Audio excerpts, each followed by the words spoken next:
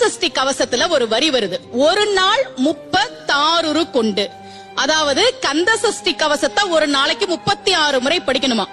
படிச்சா 7 மணி நேரம் ஆகும். நான் படிச்சிருக்கேன்.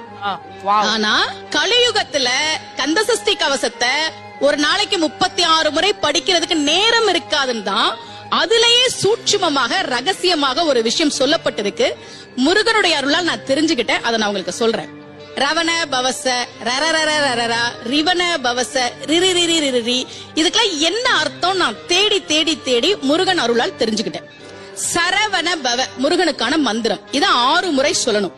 இப்ப சாவ தூக்கி பின்னாடி போட்டீங்கன்னா ரவண பவச, அத 6 முறை சொல்லணும். இப்ப ராவ தூக்கி பின்னாடி போட்டா வனப வசர, வாவ தூக்கி பின்னாடி போட்டா நபவ சரவ, இப்ப நாவ தூக்கி பின்னாடி போட்டா பவ சரவண, பாவ தூக்கி பின்னாடி போட்டா வசர வனப. ஒன்னொன்னையும் 6 முறை சொன்னா 6 × 6 36 வரும். இப்படி சொன்னால் 5 நிமிஷத்துல சொல்லிடலாம். கந்த சஷ்டி கவசத்தை 36 முறை சொன்ன பலன் கிடைக்கும்.